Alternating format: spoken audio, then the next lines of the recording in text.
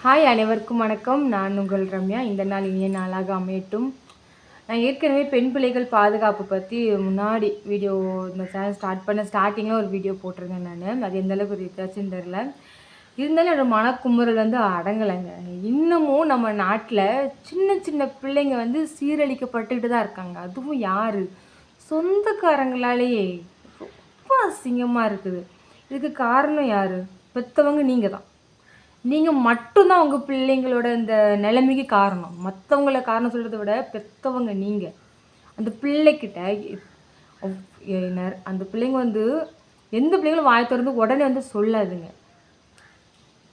அவ்வளோ அத்தனை நாள் அந்த பிள்ளைங்க அந்த வேதனை அனுபவிச்சிருக்காங்கன்னா அப்போ அந்த பிள்ளைக்கும் உங்களுக்குள்ள கம்யூனிகேஷன் எந்த அளவுக்கு இருந்துக்குன்னு யோசிச்சு பார்த்துக்கோங்க. உட்காந்து சீரியல் பார்க்குற டைம் இருக்கிற உங்களுக்கு உங்கள் பிள்ளைங்க கிட்ட பேசுகிறதுக்கு நேரம் கிடையாது. அப்படித்தானே? ஒரு நாளைக்கு எத்தனை மணி நேரம் உங்கள் பிள்ளைகிட்ட நீங்கள் உட்காந்து பேசியிருக்கீங்க? ஒரு 1/4 மணி நேரம், ஒரு அரை மணி நேரம், அட்லீஸ்ட் ஒரு 10 நிமிஷம் உங்கள் பிள்ளைகிட்ட உட்காந்துக்கிட்டு என்னம்மா இன்றைக்கி என்னெல்லாம் பண்ணேன், உனக்கு ஏதாவது ப்ராப்ளம் இருக்கா, யாராவது உங்கள்கிட்ட ஏதாவது சேட்டை பண்ணாங்களா அப்படின்னு கேட்பீங்களா? நான் என் பிள்ளைகிட்ட கேட்பேன். டெய்லி என் பொண்ணுகிட்ட அவள் ஸ்கூல்லேருந்து வந்த உடனே கேட்பேன். டெய்லி நான் அவள்கிட்ட கேட்பேன், இன்றைக்கி என்ன பண்ணேன், யாராவது புதுசாக உங்கள்கிட்ட பேசுனாங்களா, என்னெல்லாம் பண்ணீங்க, என்னெல்லாம் விளையாண்டீங்க, எங்கே போனீங்க, எல்லாத்தையுமே நான் கேட்பேன் நான். சரிங்களா? நீங்கள் எத்தனை பேர் அப்படி கேட்டுட்ருக்கீங்க?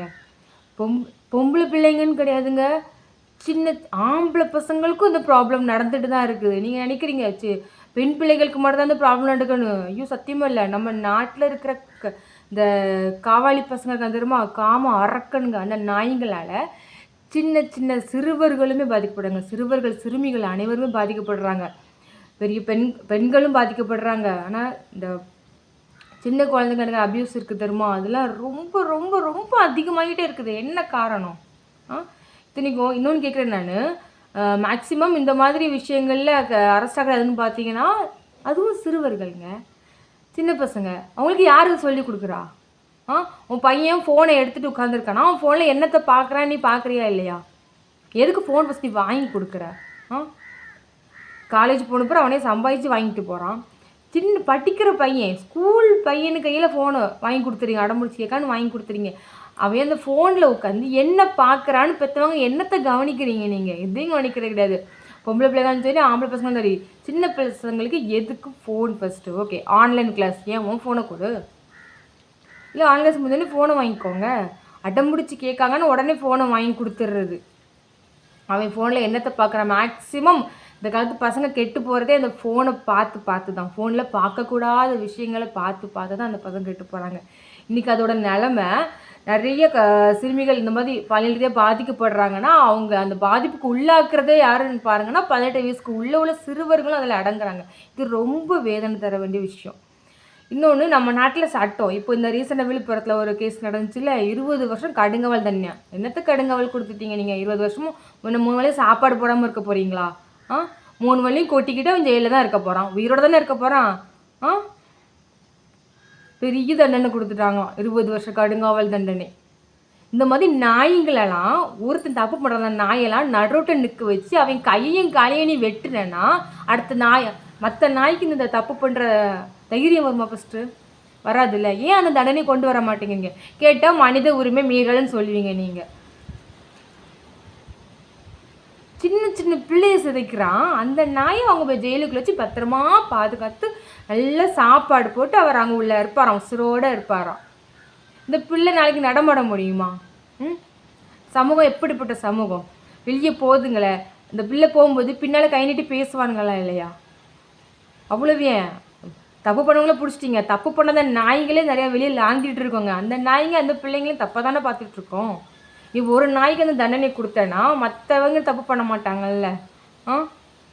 ஏன் சட்டத்தை கடுமையாக்க மாட்டேங்கிங்க தான் கேட்குறேன். பெண்களுக்கு பேட்டா போக்சோ அப்படிங்கிறத சட்டத்தோட நேம் மாதிரி இருக்குது. தண்டனை என்ன தண்டனை கொடுத்துட்டீங்க நீங்கள்? தூக்கு தண்டனை கொடுத்தா ஒரு நாளைக்கு செத்து போயிடுவான். அவனால் அந்த பாதிக்கப்பட்ட பிள்ளை எந்த அளவுக்கு வேதனைப்பட்டிருப்பா. சின்ன பிள்ளைங்க, சின்ன குழந்தைங்க. இன்னொன்று, கடவுள் பெண்களை விட ஆண்களுக்கு பலத்தை அதிகமாக கொடுத்தது பெண்களுக்கு பாதுகாப்பாக இருப்பாங்க. ஆனால் இங்கெல்லாம் ஆப்போசிட்டில் நடக்குது. அவன் பலத்தை எதுக்கு யூஸ் பண்ணுறான் பாருங்கள். இந்த மாதிரி நாய்ங்களாம் நடுவில் நிற்க வச்சு வெட்டாண்டா. ஆனால் அதை மட்டும் ஒரு நாளும் பண்ண மாட்டாங்க. என்னை பொறுத்த வரைக்கும் இந்த மாதிரி சட்டங்கள் கடுமையான மட்டும்தான் தண்டனைகள் குறையும். உண்மை தானே? கண்ணே அரசே ராஜா மந்திரி தாளாட்டிக்கிட்டு ஜெயிலுக்குள்ள பத்திரமா உட்கார வச்சு நீ நல்லா சாப்பாடை போட்டு அவனை உசுரோட வச்சிட்டு இருந்தேன்னா வெளியே தப்பு பண்ண தப்பு பண்ணிகிட்டே தான் இருப்பான். என்ன பண்ணுற மிஞ்சு போனால் ஜெயிலில் போட்டுருவாங்க. அவ்வளோந்தான் அவன் திங்கிங் அவ்வளோந்தான். ரொம்ப வேதனையாக இருக்குது. இன்னொன்று பெற்றவங்க சொல்லிக்கிறேன், உங்கள் பிள்ளைங்களோட பாதுகாப்பு நீங்கள் தான். சுற்றி இருக்கிறவங்களாம் பாதுகாத்துட்டு இருக்க முடியாது. ஏன்னா அவங்கவுங்களுக்கும் பிள்ளைங்க இருக்குல்ல, அவங்கவுங்களும் பார்த்துக்கணும்ல. இவட்ட ஒரு சின்ன பிள்ளை போகிறான்னா ஏமா யார் நீ கேட்பாங்க, ஒரு சிலர் விசாரிப்பாங்க. எல்லாருமே விசாரித்து அந்த பிள்ளையை பாதுகாப்பாங்கன்னு கிடையாது. உன் பிள்ளை எதுக்கு வெளியே விளையாட விடுறியா நீ முன்னாடி உட்காந்துக்கோ. எங்கள் ஊரெல்லாம் பசங்க விளையாடுவாங்க தெருவில். அவங்க அம்மாமார்கள் கால் நீட்டி உட்காந்து எல்லா அம்மாமாரும் கதை பேசிகிட்டு இருப்பாங்க. அதில் பிள்ளைங்களாம் உட்காந்து பேசுவாங்க. இது கிராமத்தில். ஒரு சில கிராமங்களே இந்த மாதிரி தவறுகள் நடக்குது. நான் நடக்கலைன்னு சொல்லவே மாட்டேன், நடக்குது. ஆனால் எங்கள் கிராமத்தில் உள்ளவங்க அலர்ட் ஆகிட்டாங்க. பிள்ளைங்க விளையாடுறாங்கன்னா பெற்றவங்க வெளியே உட்காந்துருக்காங்க, தாய்மார்கள் வெளியே உட்காந்துருக்காங்க, பிள்ளைங்க அங்கே விளையாடுறாங்க. நான் என் பிள்ளைகளை வெளியே விட மாட்டேன். என்ன வேணாலும் விளையாடு, நீ வீட்டுக்குள்ளேயே விளையாடு. என் பிள்ளைங்க ஆசைப்பட்டு கேட்கும், அம்மா அங்கே விளையாட போகிறீங்க விளையாட போகிறேன். எனக்கு யார் மேலேயும் நம்பிக்கை கிடையாதுப்பா. எனக்கு பயம். இன்னொன்று நான் டியூஷன் போன கூட என் டியூஷன் இங்கேருந்து எட்டி பார்த்தா அங்கே தான் இருக்குது வீடு. இருந்தாலும் நான் என் பின்னாலே நடந்து போவேன். நான் பசங்களை கையோடு கூட்டிகிட்டு தான் போவேன். நான் அவ்வளோ பயம். ஏன்னா போகிற போக்கில் குழந்தைய தூக்கிட்டு போகிறாங்க. இப்போ ரொம்ப மனவேதனை அளிக்குது.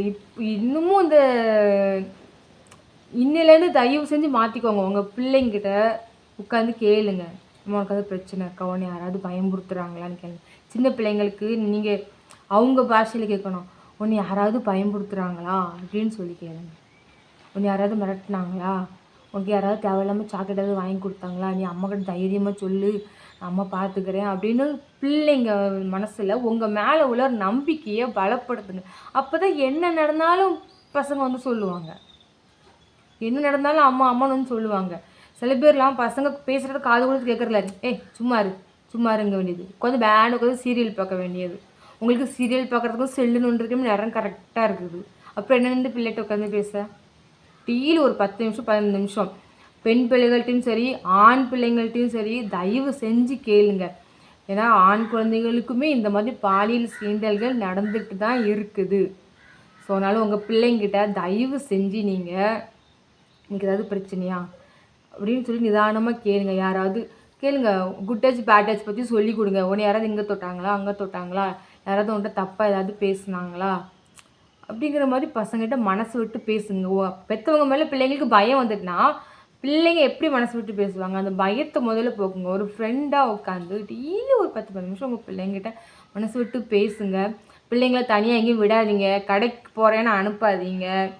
நீங்கள் எங்கேயும் வெளியே போகிறீங்கன்னா பிள்ளைங்க கையோடு கூப்பிட்டு போயிருங்க. வீட்டை பூட்டிக்கிட்டு உள்ளே இருமான்னு சொல்லாதீங்க. சில நாய்ங்க எகிரி குதிக்கும், அதெல்லாம் ரொம்ப தப்பு. என் பிள்ளை நான் உள்ளே பூட்டிக்கன்னு சொல்லிட்டு தான் போனேன், என் பிள்ளை துறப்பான எதையே பார்க்கல அப்படிங்கிறது. ஏன் கையோடு கூட்டிகிட்டு தான் போய், நீ பெற்ற பிள்ளை தானே, கையோடு கூப்பிட்டு போ. ஏன் வீட்டுக்குள்ள வச்சு பூட்டிகிட்டு போகிற? அது யார் தப்பு? ஓன் தப்பு தானே. பக்கத்து வீட்டுக்கு போகிறான் எழுத்து வீட்டுக்கு போகிறான்லாம் விடாதீங்க. இனி வர காலகட்டத்தில் யாரையும் நம்ப முடியாது. உன் பிள்ளைக்கு பொறுப்பு நீ மட்டும்தான். நாலு பேர் அப்புறம் ஐயோ ஐயோன்னு கத்துறதுல ஒரு பிரயோஜனமும் கிடையாது. உன் பிள்ளை உன் கண்ணு முன்னால் இருக்கிற வரைக்கும் தான் உனக்கு பாதுகாப்பு. விளையாடணுமா நீ அங்கே இரு, நீ போ. உன் முன்னால் உன் பசங்க விளையாடட்டும். விளையாண்டு முடிச்சு நீ கையோடு கூட்டுவான். அதை விட்டுட்டு உனக்கு தொல்லையாக இருக்குங்கிறதுக்காக அங்கே அந்த கிட்ட விளையாடுப்போ இங்கே போய் விளையாடுப்போங்கன்னு சொல்லி அனுப்பி விடாதீங்க. குழந்தைங்களுக்கு இந்த காலத்தில் பாதுகாப்பே கிடையாது. அதுக்கப்புறம் கவர்மெண்ட்டை திட்டி எனக்கு கவர்மெண்ட்டை திட்டி வேஸ்ட்டு. அவங்க சட்டத்தை கடுமையாக கொண்டே வர மாட்டாங்க. ஸோ அவங்கள திட்டியும் வேஸ்ட்டு. அதனால் நம்ம பிள்ளைகளை நம்ம தான் பாதுகாத்து ஆகணும். இந்த மாதிரி வெறி நாய்கிட்ட சொறி நாய்கிட்டதெல்லாம் நம்ம பசங்களை நம்ம தான் பாதுகாத்தாகணும். எனக்கும் பிள்ளைங்க இருக்காங்க. ஸோ எனக்குமே நான் என் பிள்ளை எங்கேயுமே விட மாட்டேன். என் பிள்ளை சொல்லுவோம், அழுவாங்க, ஏமா விளையாடே விட மாட்டேங்கிறீங்கன்னு சொல்லி அடம்பிடிப்பாங்க. அவங்ககிட்ட நம்ம தான் சொல்ல முடியுமா? முடியாதுல்ல. அதுங்களுக்கு புரியவும் செய்யாது. ஒரு ஏஜ் வந்தப்போ அவங்களே புரிஞ்சுப்பாங்க. குழந்தைங்கள அவங்க கண்ணு முன்னாலே வச்சு விளையாட வைங்க. ஆனால் என் பிள்ளைக்கெல்லாம் ஃபோனை கொடுக்க மாட்டேன். நான் ஃபோனையே கொடுக்க மாட்டேன். சொப்பு ஜமாலி போட்டு நல்லா உட்காந்து விளையாடுற சாத்தி சொல்லி விளையாட விட்டுருவேன். குழந்தைங்க உங்கள் கண்ணு முன்னால் இருக்கிற வரைக்கும் தான் நீங்கள் தான் அவங்களோட பாடிகார்ட், நீங்கள் தான் அவங்களோட காவல் தெய்வம் மாதிரி. ஸோ பிள்ளைங்களுக்கு வந்து நீங்கள் தான் பொறுப்பு. ஒவ்வொரு பிள்ளைங்களுக்கும் உங்களை கண்ணுக்குள்ளே வச்சு நீங்கள் பார்த்துக்கோங்க. அப்போ தான் கண்டவன் கை உங்கள் பிள்ளைங்க மேலே படாது. ஸோ இதை புரிஞ்சு நடந்துக்கோங்க. பிள்ளைங்களோட பாதுகாப்பு பெற்றவங்களான உங்கள் கையில் தான் இருக்குது. பெண் பிள்ளைகளாக இருந்தாலும் சரி, ஆண் பிள்ளைகளாக இருந்தாலும் சரி, டெய்லி 10 நிமிஷம் உங்கள் பிள்ளைகிட்ட மனசு விட்டு பேசுங்க. கண்டிப்பாக உங்கள் பிள்ளைங்க நடக்கிற விஷயத்த ஒவ்வொன்றா அவங்கள்ட்ட வந்து சொல்லுவாங்க. அப்புறம் நாளை பின்ன வருத்தப்படாதீங்க. தப்பாக ஏதாவது பேசியிருந்தால் மன்னிச்சுக்கோங்க. தேங்க்யூ.